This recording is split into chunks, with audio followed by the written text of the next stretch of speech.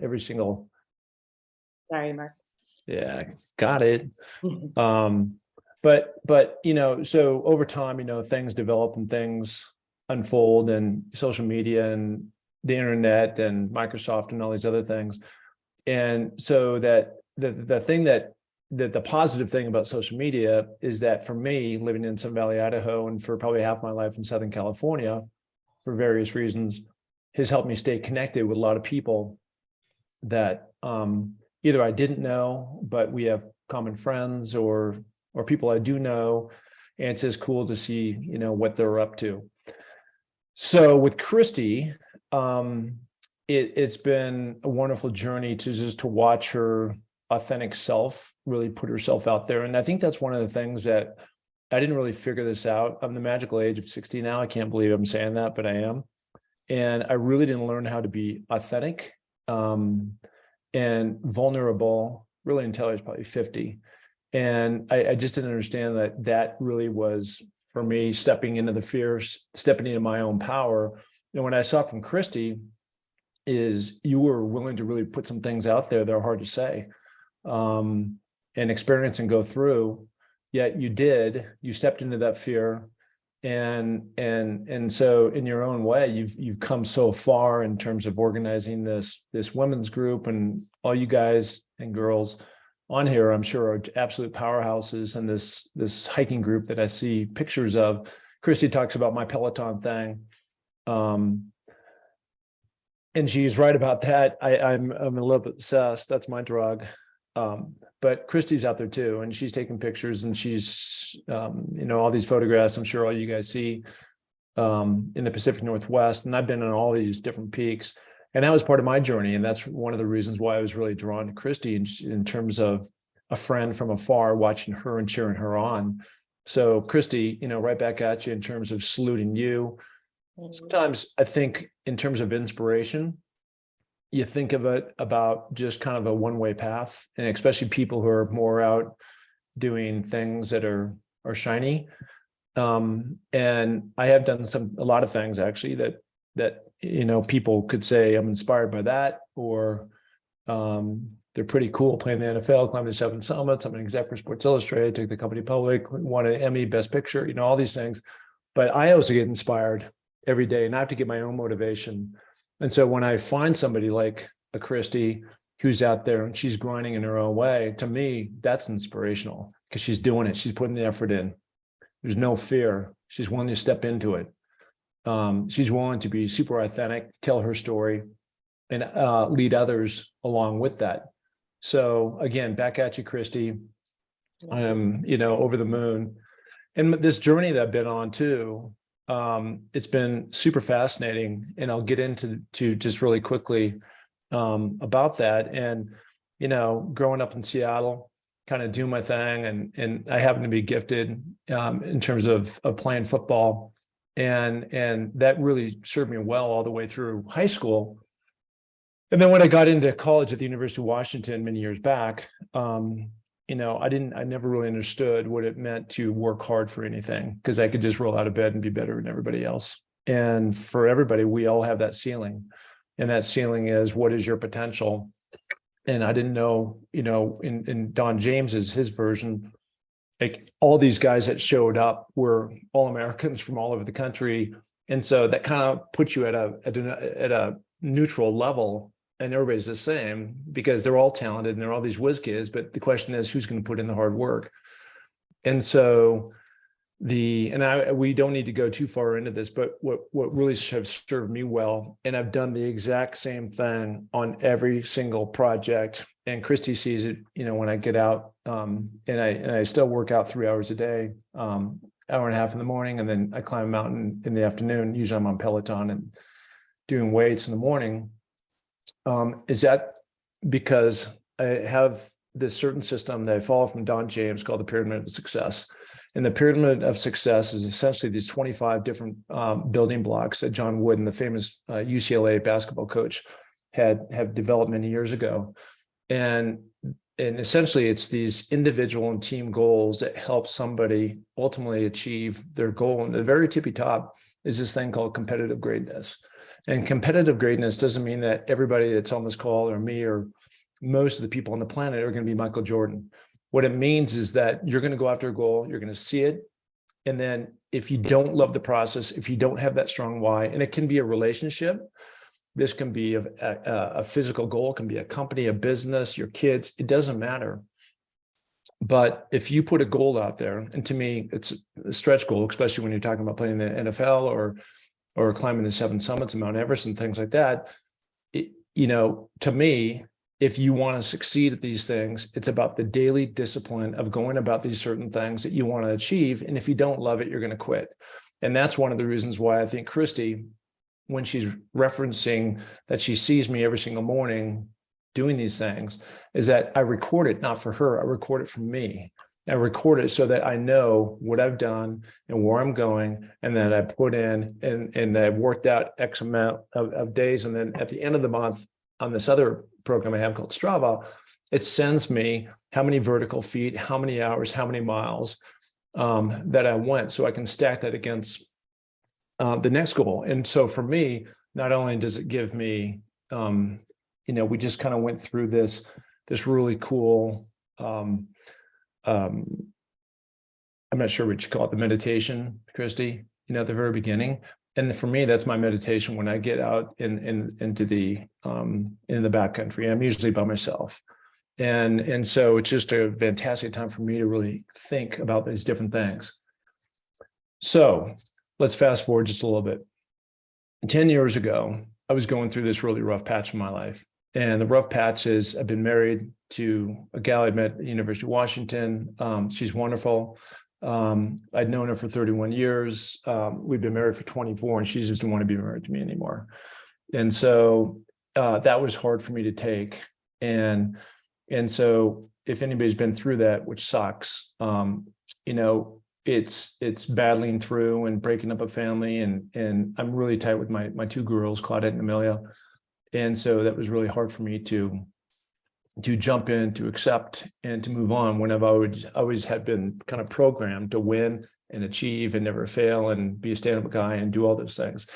And now I was failing. And so being vulnerable to tell my friends, to realize that my life wasn't perfect, that these things were crumbling, was a tough place for me. So this went on for a couple of years in terms of navigating my way through this and, having really low energy and not having my goals. And I go off to work and come back and like, how am I going to fix this, and being stuck? And then this is going into year 2. I was walking around the block with my chocolate lab. This is down in Santa Monica at the time. And it's just like this big lightning bolt hit me. And it was just like, you need to do something great. I mean, not just something average, but you need to do something phenomenal that's really going to help pull you out of this. And the thing that I've always gravitated back to that has served me well is athletics. And so I went back home, I got on the computer, and I typed up, has any NFL player ever climbed the 7 summits? And the answer at the time was no. So I said, I'm going to be that guy. And so that was the point where like the lights went off, and there's so many things that happened, the domino effect of having kind of a renewed energy, a new goal, something I was excited about, something I could go achieve, something I didn't know that much about that I had to learn. And so off I went. This started, I think, in 2013, and I went down to Africa to climb Kilimanjaro. And one of the things that was wonderful about that climb was that it really tested my number one. I'd never traveled by myself, as silly as that might be, but I'm talking internationally. So going into a foreign country, and you land in Arusha, and the guys are there with machine guns, and they take you around, and I didn't know who I was going to climb with. And so I figured all that out, and I went down there and made it happen. And then, could I actually withstand going up to 19,333 feet? And that all happened. So I came back, and, I was kind of on my way, and at the same time, kind of parallel tracks, I was working through all this negative energy that I was having from going through this personal space I was in. But it really helped, just all the processing I was able to do in the backcountry. And especially when you're going around, you're going around the world, and you're on all these different extended um, trekking, hiking, climbing, just depends what word you want to use. A lot of times you're tethered in a way that you're 30 feet between one climber to the next, and there's no cell phone coverage in these different regions that I've been in around the world. And so you have a lot of time to think, right? Because your mind just is constantly thinking about things. And so, off I went next year, 2014. I went off to Russia. So in Russia, there's a mountain called Mount Elbrus, and it's located down the Caucasus Mountains, is where they had the Olympics. And so it was fascinating. I mean, like, who goes to Russia? And certainly you can't go there right now. So anybody who wants to climb the seven summits can't, because at least probably if you're North Korean or, some other anti-American, you can probably get in, but, for pretty much most of the world, you cannot get into Russia. But, going into Moscow and Leningrad and going down to Caucasus Mountains and going through that whole experience was fascinating. And so went up there. It was scary. It was the first time I'd gone beyond just that kind of the mountain rainiers, 14,500. This mountain's 18,006. And we started off on a bluebird day. We got up there. A storm came in. You couldn't see more than probably 5 feet in front of you. We climbed this really steep ridge to get up to the top. And then as we came down, we actually got in this electrical storm. And I've never been that high in an electrical storm, but when you're that high, you're way above the tree line. And so as we're above the tree line, lightning's coming down, people are freaking out. And there's somebody that we had passed that was kind of right at the bottom of this steep incline. And they had altitude sickness, but they ultimately were struck by lightning and died. And so it was kind of the first time where, like, this is real. This can, if you don't look out for what you're doing, death on the mountains, it's scary, it's real, and you got to know what you're doing. Each one of these mountains helped me hone my game, getting better, getting faster, getting stronger, so to speak. Learning how to navigate, going up the mountains, what to wear, how to put your crampons on. I mean, all the simple things that would ultimately carry me up to Mount Everest, we'll get into that in a minute. So the next mountain I went down, this was now 215, I think. I was down in Australia. And down in Australia, there's a mountain called Mount Kosciuszko. And I don't think anybody on the Zoom here can actually say that word unless you go down and climb it, but I call it the Fun Seven. And so it's Australia. It's only 8,000 feet. It's not a big deal. Anybody on this call can easily do it. It's probably a 10-hour nice climb, hike. I would call it a hike, not a climb.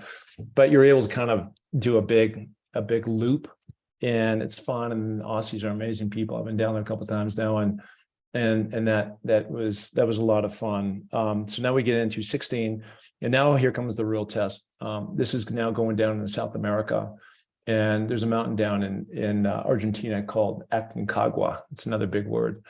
And the mountain is just under 23,000 feet. So the question is, can you go that high?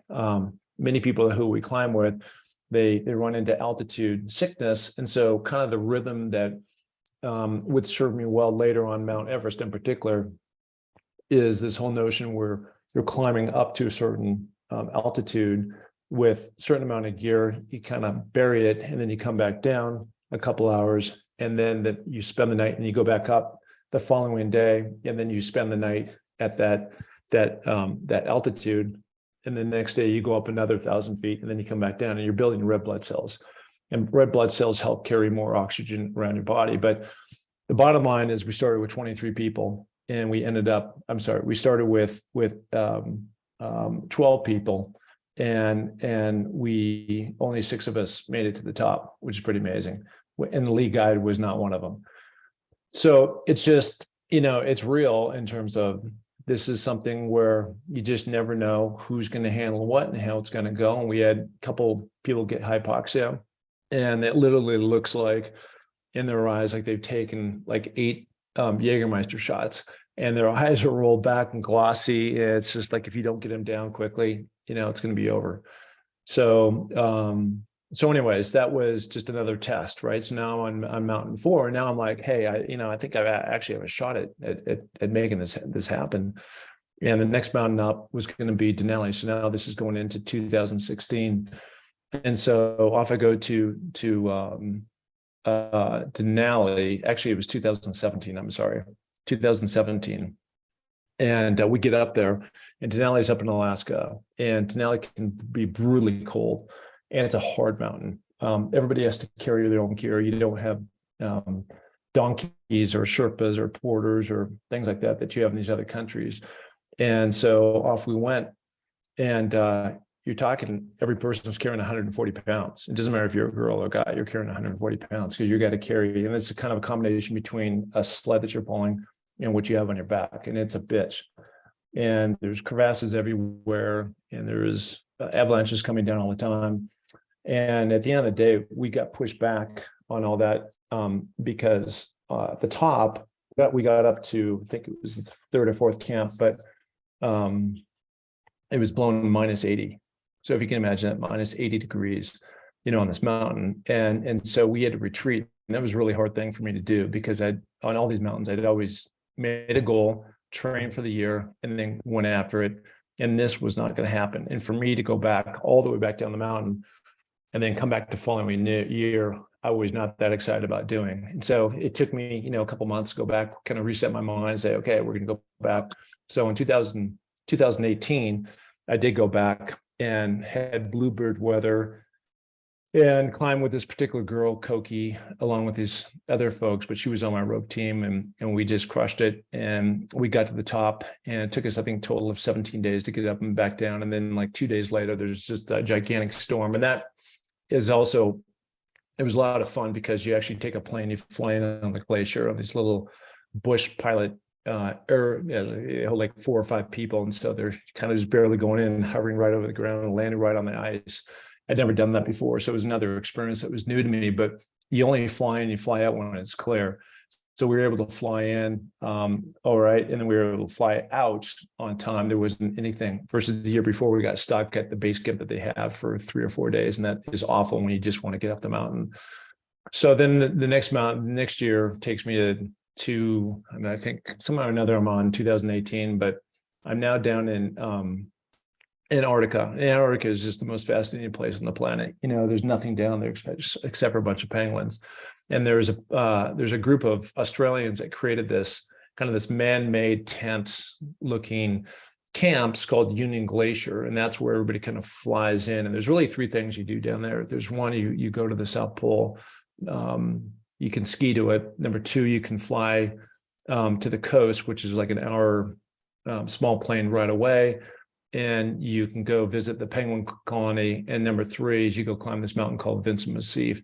And kind of the thing that stood out about that mountain, it's kind of a shorter, colder version of Denali. But there's a guy that I was there with named Don Cash, and Don was my tent mate, and he wasn't great at all the things I talked about earlier.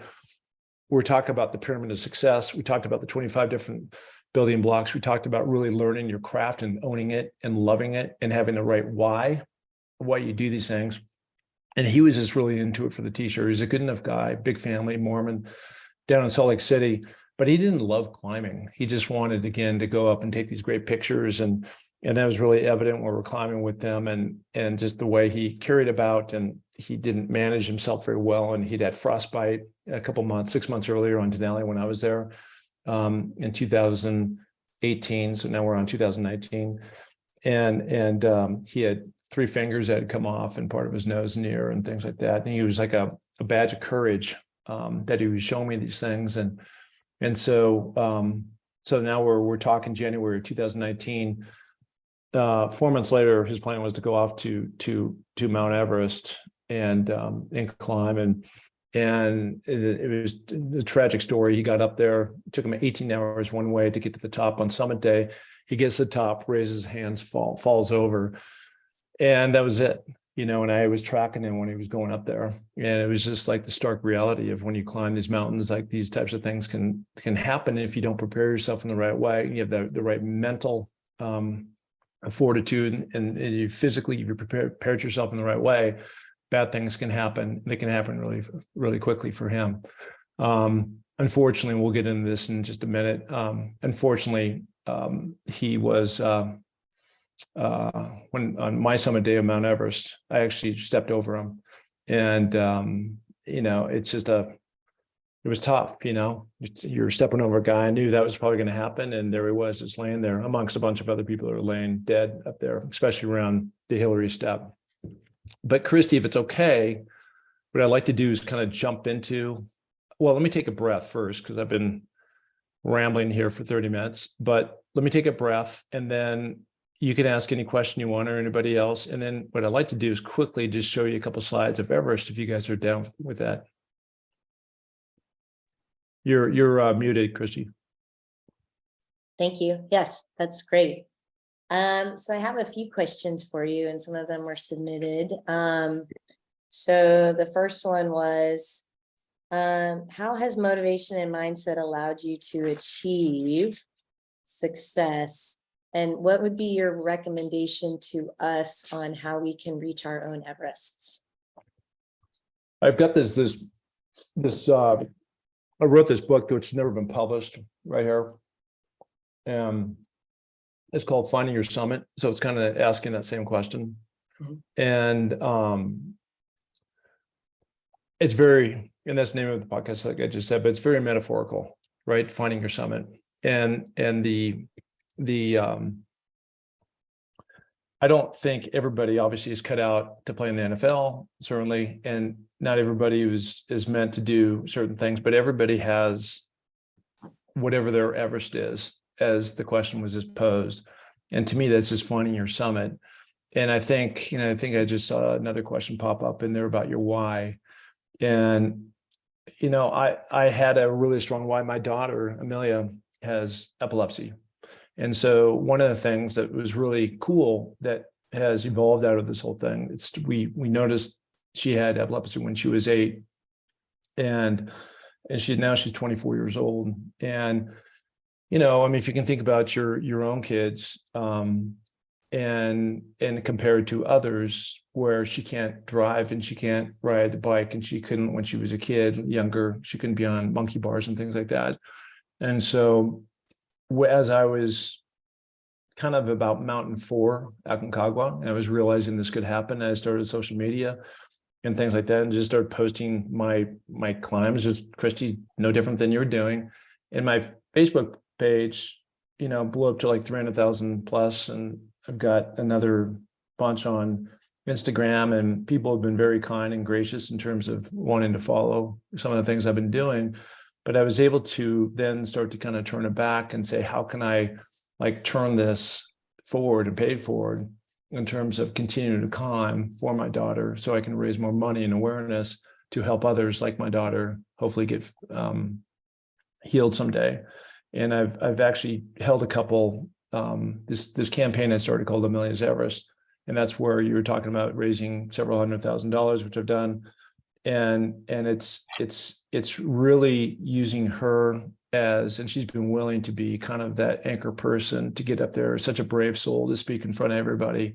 I've filled up a couple venues here in Sun Valley, and 300 plus people. One night we passed a backpack around, and $29,000+, which is the height of Mount Everest, we raised in just one single night, which was just really amazing. And so my why is seeing the power of helping others, and all these other young girls that were coming up to us afterwards and asking, and then having certain celebrities, Peter Cetera, the lead singer of Chicago, who's become a friend, and Marilyn Hemingway and others, coming into my life and want to help, and so it's like, again, let's go back to 10 years ago, and I'm this lost guy just trying to find my way.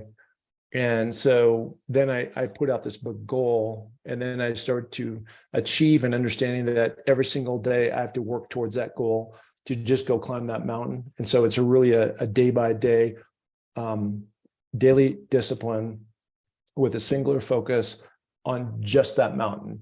Just like my coach, John James, would used to say, it's just one game at a time. We're not thinking about 10 games or at the very end, or go to the Rose Bowl and all those things that we did. But it was just, what is that next game ahead? In this case, for me, it was just, what can I do just to get to square 2? And then from square 2 to square 3, not to square 10.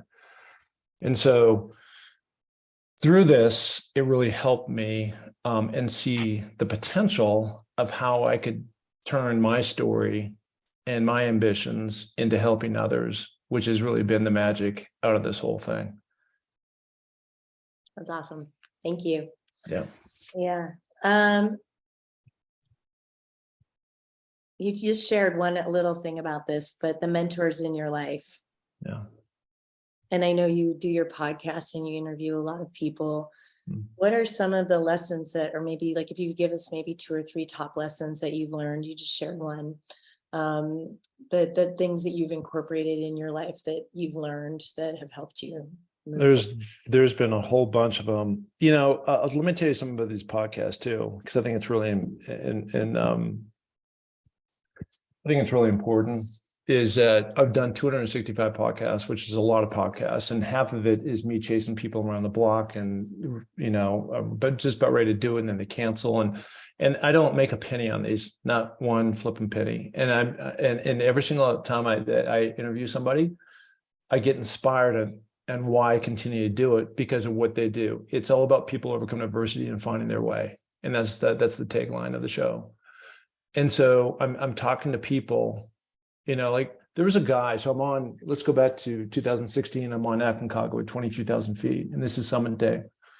And I'm at like 21,000 feet. I'm sitting on this rock. I'm just dead tired. I'm taking a breather. I'm fueling up, eating a power bar and drinking some water. And all of a sudden, about, I don't know, 30, 40 yards kind of down the hill, I see something coming up at me. And I'm like, what the heck is that?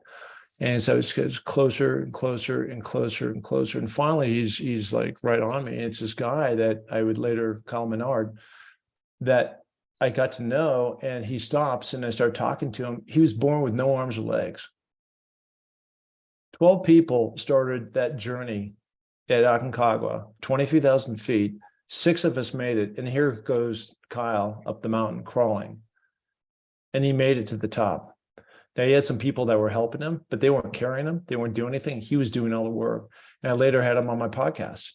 I'm like, how do you do this? He was like a state champion wrestler. Like, so think about that. How do you do that? He won like 2 ESPYs from ESPN.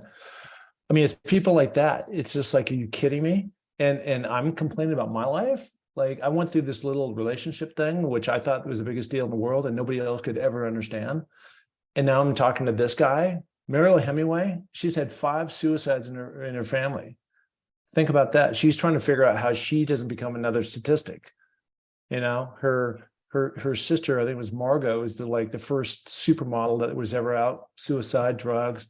Her great grandfather Ernest, very popular over here in Sun Valley, kind of a landmark. He died here. He blew his brains out in a little cabin up the way from here. And like asking those type of questions. And so again, it's you're asking. One of the things I've learned is this: try to make your own situations relevant to what other people are going through. I mean, for real life things happening right now, everybody is sitting somewhere probably in your nice home. If you're in the Northwest, it's 8:38. And right now in Ukraine, it's just like complete chaos. Right. And I was just in New York about 2 weeks ago, and I was sitting with some of the producers of the NFL films, and they're currently doing this film on, I think it's 6 Ukrainian football guys, whether they're just people who have wanted to start this like semi-pro football thing. They're horrible. And so when the war hit, that all collapsed. And the guys who were rivals as football players have now come together as brothers to fight against the Russians. And so they're doing all these video, creating content through questions and answers. And 2 of them were brothers, and one of the brothers died. And so they're going through this in a foxhole. So again, it's relevant to what your own situation is. Another thing that I'll give you my last little nugget, and I've got a lot of them, but for me, it's where your focus is, your energy always follows, right? So if you're feeling sad because that's your focus, then your energy is going to be low. And if you're your energy is high, like I'm so blessed to be in front of all you amazing people that you've done incredible things, whatever you do, then I'm going to come to the table with a lot more enthusiasm because as my focus is, I really want to deliver and I really want to get to know these people that are on this call. And therefore, hopefully, my energy is going to be up and I'm being enthusiastic about sharing this journey that I've been on, the last year. So that's been a big one, whenever I start to get down, because I'm human, everybody's human, and we question ourselves and everything else. It's just like, focus on what you want and your energy will follow what you want to achieve. That's awesome. Thank you for those. Yeah. So failure, parent failure, how has that propelled you to success, or how have you been able to turn those around? Failure? Yeah. That's been like my middle name. Feels like,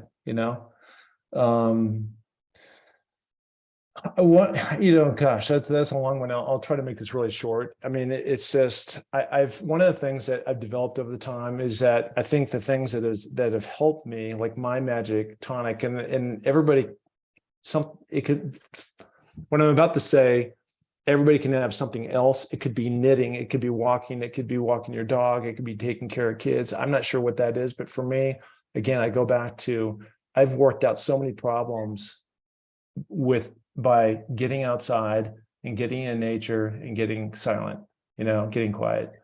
And it seems like in more times than not, that's when all the answers seem to come to me and how I'm going to problem solve what I'm going through at that particular time to get me to the other side. Right. And so, the failures to me have really become opportunities.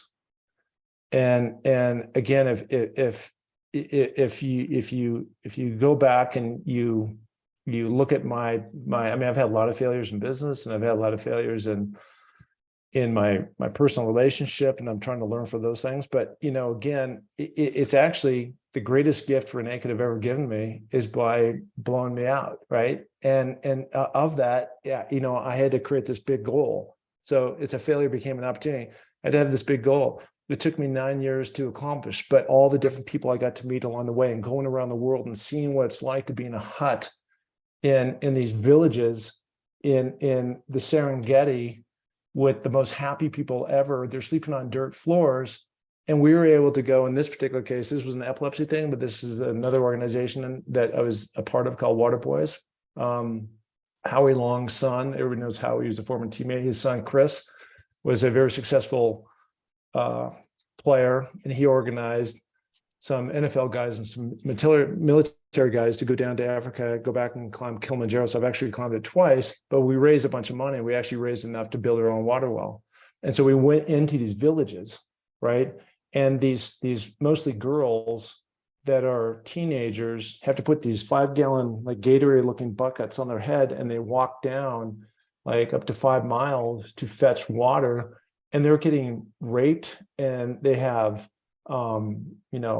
lions and tigers and attacking them, and it's awful. And so what we did is my buddy and I, Jim Moore, raised $47,000, which was enough to buy a water well, which we drilled in this one camp that we went to. And the whole village showed up like we were the Beatles, and they were the happiest, most grateful people ever on the planet, because all they had to do now is go out and turn a little spigot on, because we dug a water well for them.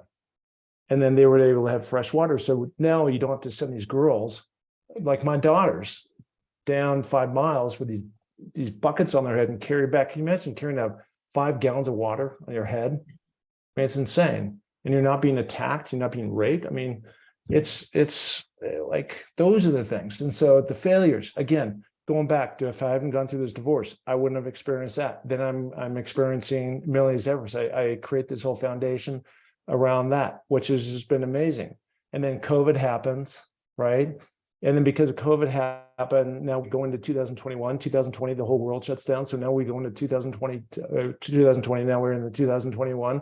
I get a call from the NFL, and the NFL is like, hey, we want to do a film on you. I'm like, seriously? They go, yeah, we heard about this Everest thing. We want to go and document your Everest journey. I'm like, okay. So they came up to fly over to Sun Valley, And then off they go. And then they create this beautiful film. Christiana, you've seen it. They create this film. And so I turned it around and I said, well, why don't we just make this into a charity event? So 100% of all the tickets that are sold, they don't go back to the NFL. They go to the Epilepsy Foundation and this other foundation that I'm part of over here called Higher Ground. And so then out of that, little I know that you can make a film and he gets nominated for best cinematography and best picture. And then I'm back in New York in May and I'm standing on stage by myself with a big trophy in my hand, for best picture.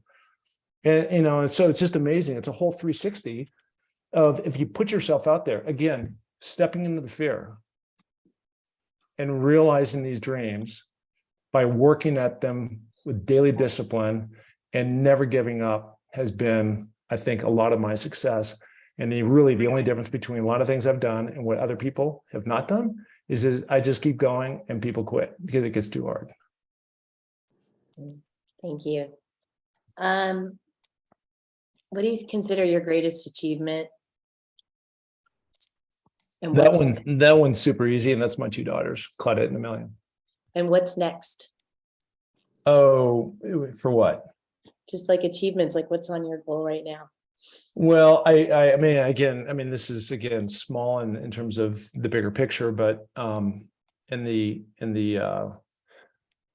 went over to Chamonix in France this last year. Actually, I ended up in Chamonix, but I went to Zermatt to climb the Matterhorn. And it's this big, ugly, sheer-faced, intimidating, scary rock that's straight up in the air, right above this little ski town called Zermatt. And we got up there right to the base and it was blowing 75 miles per hour.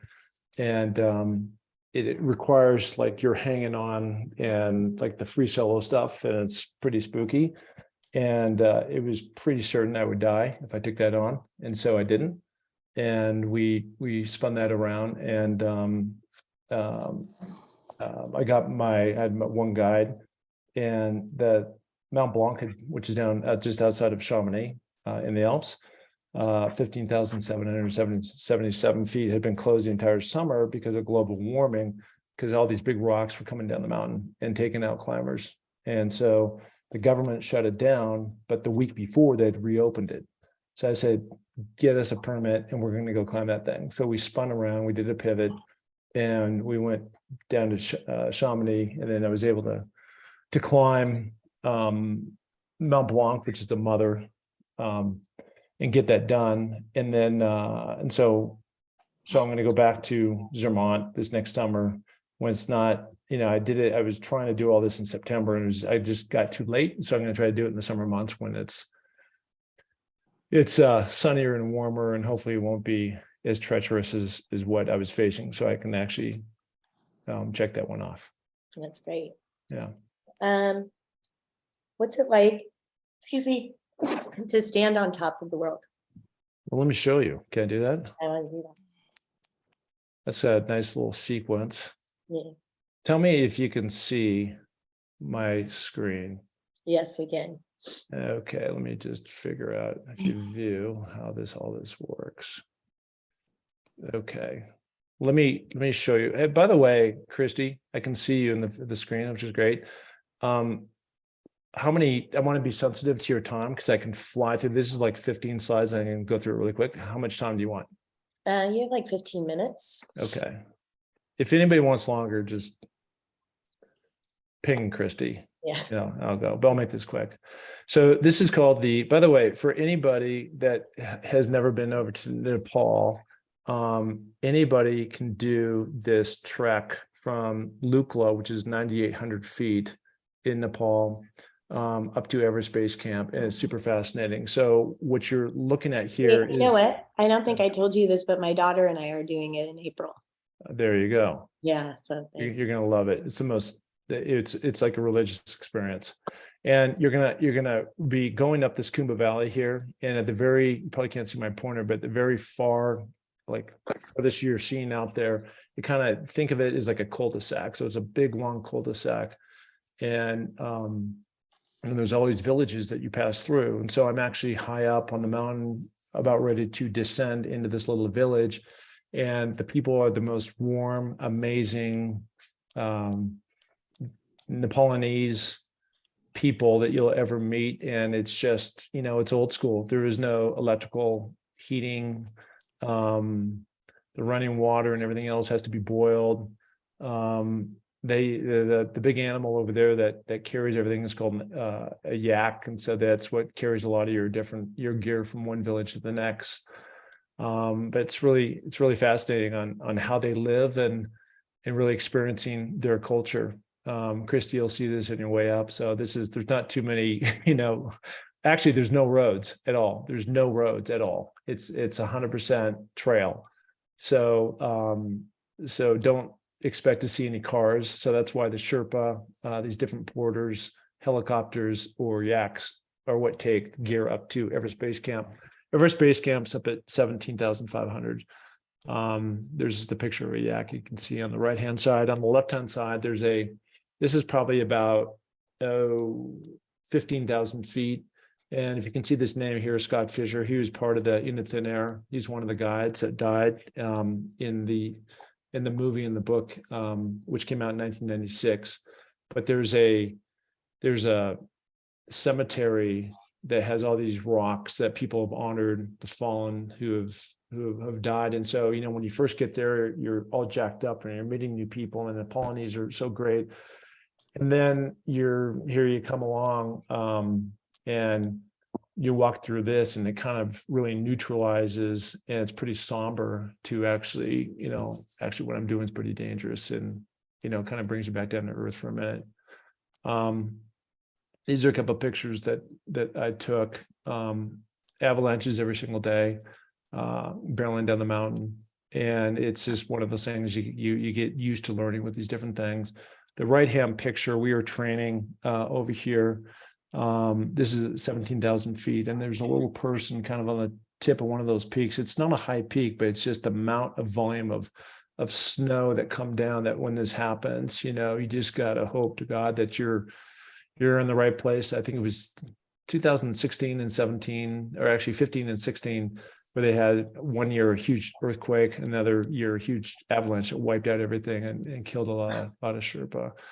Before you go up and you do Mount Everest, and this is at 17,500 feet, the Nepalese, the Sherpas will not climb up on the mountain without going through this ceremony called a puja. And so you can see this red, kind of barely, this red cord around my neck. I'm still wearing it today. I'll show it to you when I take this thing off. And then the silk scarf, which they also bless you. This is a holy lama, by the way, to your left. And then you go through an hour-long ceremony. They hum and they chant, and they burn incense, and they throw rice in the air and put this in. At the end of this whole thing, they bless all your gear and they bless you. And this is called a kata, which is a silk scarf that goes around your neck, which is pretty cool. This is just a cool shot when we were walking up. Now we're into the Western Cumb, which I'll show you that in just a minute. If you don't like heights, I don't think you're going to like these. It's about 200 feet down, and you've got crampons on. You can see the guy on the left. And you're walking across these ladders that you see are literally the same ones you get at Ace Hardware. And so it's usually, 20, 30 feet across, 200 feet down. And if you fall, it's not going to be good. So it's you got to get over that fear pretty quickly, in order to maneuver through the Khumbu ice fall.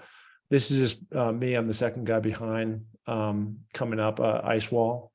And that's something that you have to get used to. Again, climbing from really 17.5, going through the Khumbu ice fall. I'm going to show you a route here in just a minute, but you can see on the right-hand side, all the way back in kind of that opening, that's where you've emerged from 17.5 to Camp 1 is way down there, which is at 19,500. And then off to the right, there's some rocks that you can see. And there's Camp 2, which exists there. That's at 21.5. And then you can see the tracks, all the way up. And then you got to climb these ice walls and up the Lhotse face to get up to Camp 3, which I'm just coming into. On this particular day, I was just absolutely gassed. I mean, it's just, 23,500 feet was the highest I'd ever been. and it was hot, and all the snow or the sun bouncing off the glacier, and it was just everything I had. So now we're up in the death zone. Death zone references anything above 26,500 feet. And so if you follow the very bottom Camp 4, 26,000 South Col, that's where it's really a lot of the in the thin air stuff happened right there, but it is a complete shit show. We had actually ended up 3 days at 23.5. We were stuck in a cyclone. So where our tents were at a 45-degree slope. It's not a place anybody on the planet ever wants to be caught up on, but that's where we were, and we couldn't get out of it. So we had to just ride it out, and then we came up, and it looked like a war zone. When you come into Camp 4 there, all the tents were down, and there was actually some dead people just laying around. So it's very eerie feeling. The route, you can see the first arrow going straight up.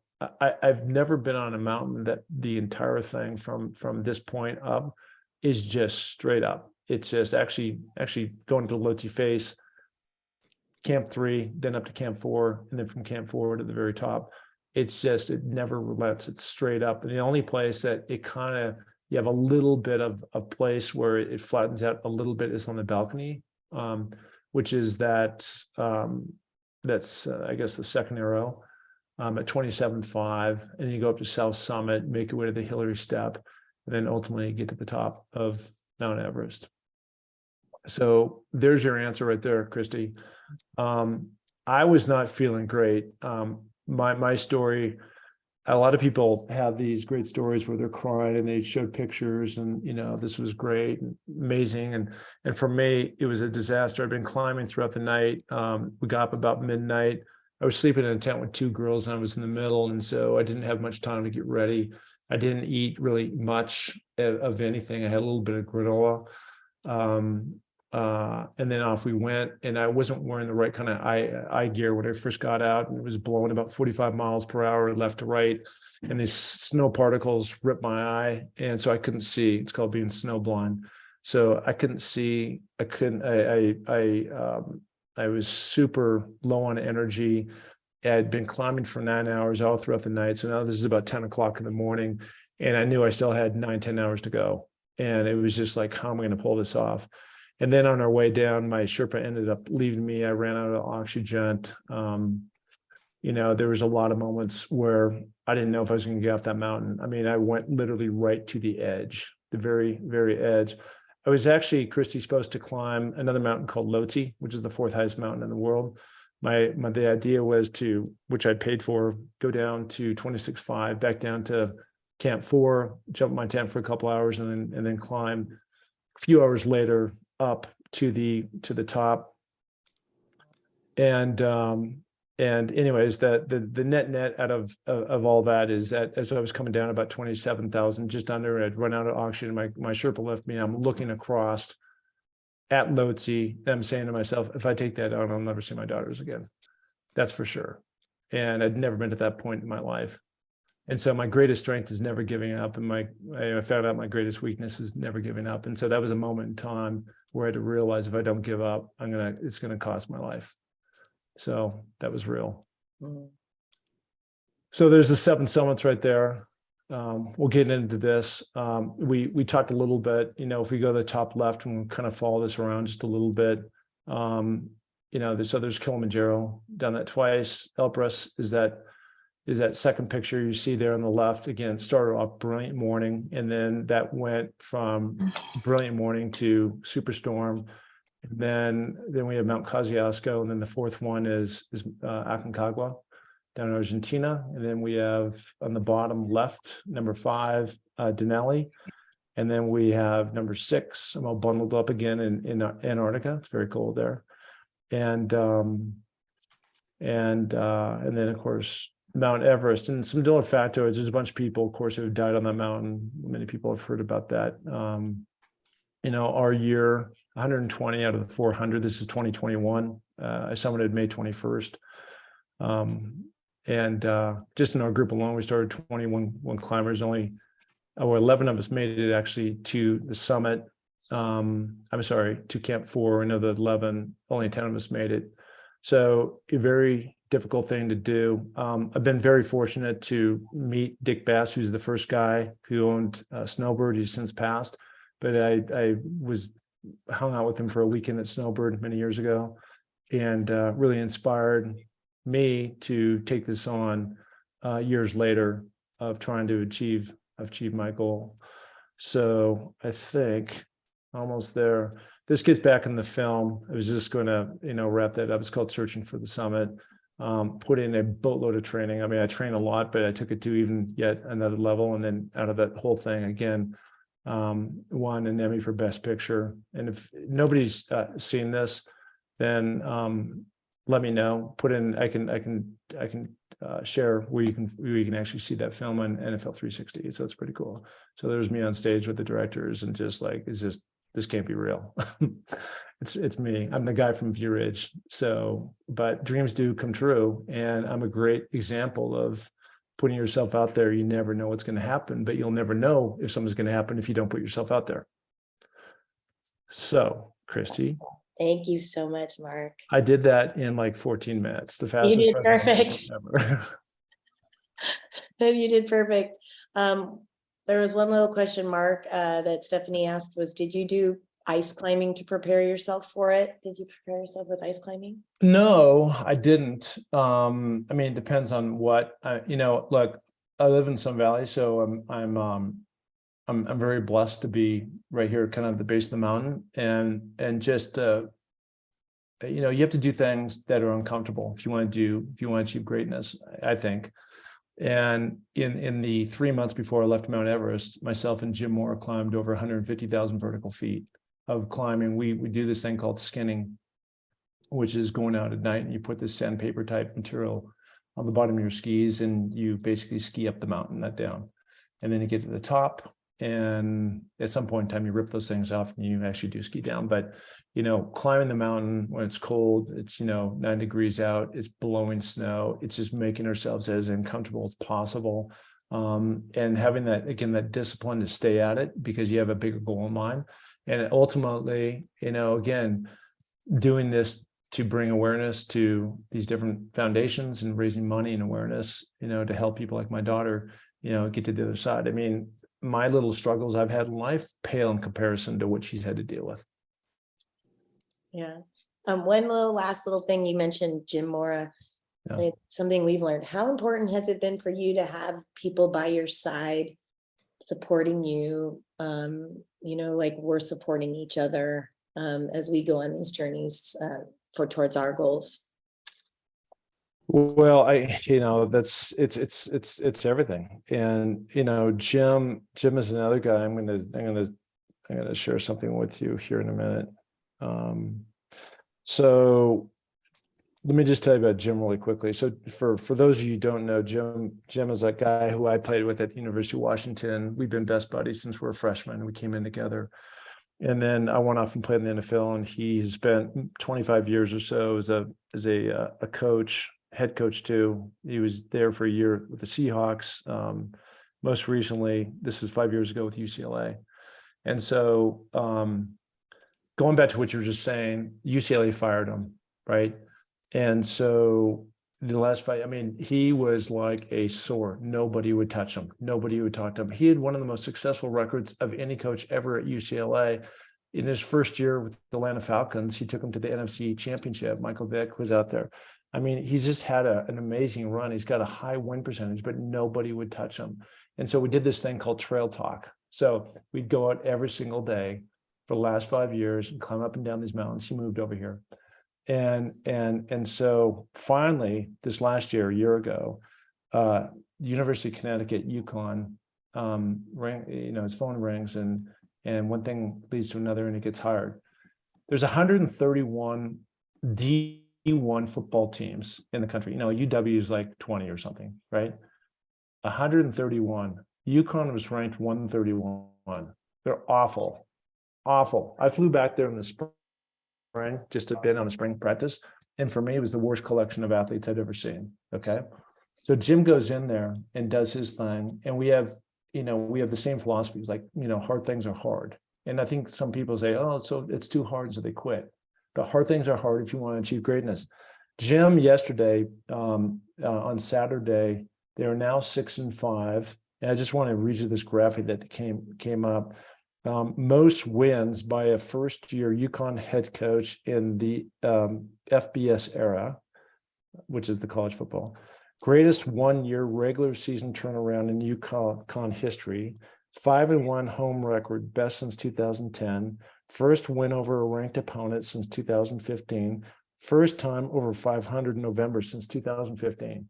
I mean, this program is dead. And I'm only bringing this up because we share so many of the same philosophies about the daily discipline, your attention, your focus, your drive, your commitment, your passion, your why, all these different things, your grit, right?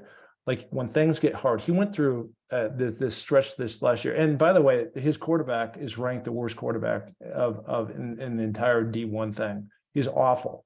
So like, how in the hell are you winning these games, right? Against ranked opponents?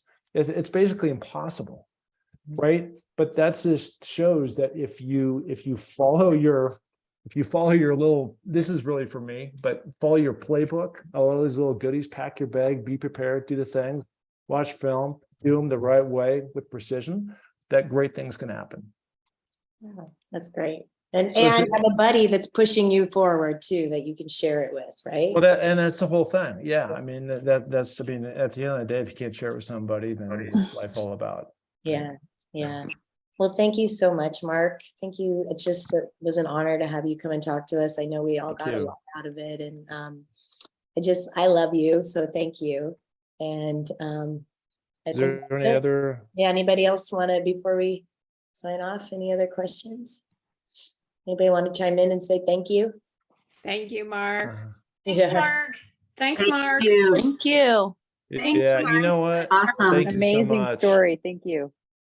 You know what I did for everybody? I just put where you can find the film. The NFL has it on their thing, but I put it on my website. And so you can just go to and then there's a big thing. It says Emmy award-winning film, and there's a trailer, and right below that, there's another link that takes you to the NFL website that you can watch. This is a 30-minute documentary.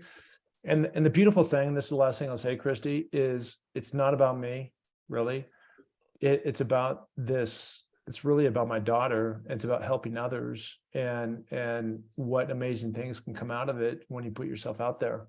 And that's the thing that I was so proud of. It wasn't just another jock, doing something, running up a mountain.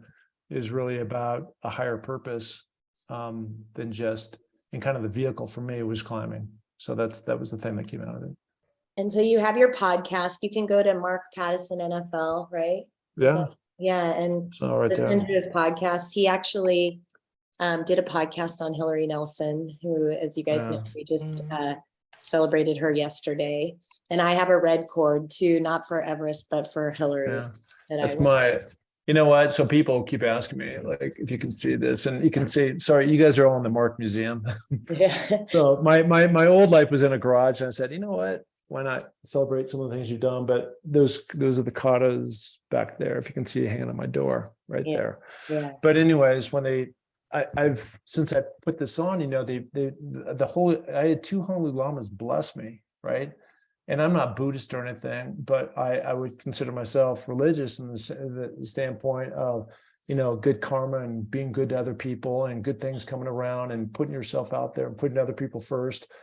And all those things. And it's just, until these things fall off, I'm just going to keep them there. Yeah. And it's brought so much like positivity in my life that it just like daily reminders of why those are there. And that's one of the things that's been, I don't know, it's been a very special moment beyond just the actual achievement of climbing Mount Everest. And I know one last thing is, Mark, I don't know if you're still continuing to think about this, but do a group, like a weekend where people can come and get inspired and learn things. And so I'll keep you guys abreast of that if that happens, because it would be an amazing weekend to spend with Mark, getting motivated and learning from him. So, well, there's another guy too that's super amazing, that we're talking about doing this together, Tom Fleck. He was a quarterback at the University of Washington. He's been on a public speaking circuit. He's incredible. He will have you guys flying. But spending a weekend in Sun Valley and doing some hiking and being inspired, and having my friends come in and, you know, share their stories with you, I think, you know, I mean, I'd be inspired by that. That's great. Well, you've left us inspired, so thank you so much. Thank you. Yeah, Thank you. Thanks so much. Mark. Thanks, Christy. yeah, for sure. Organizing. Yeah. Thanks, Mark. Thanks, Christy. Yeah. Thank you so much. I really appreciate you guys having me in. Means a Yeah. lot to me. Okay, thank you. You. Okay, bye-bye. Bye. Thanks, Thank Christy. you.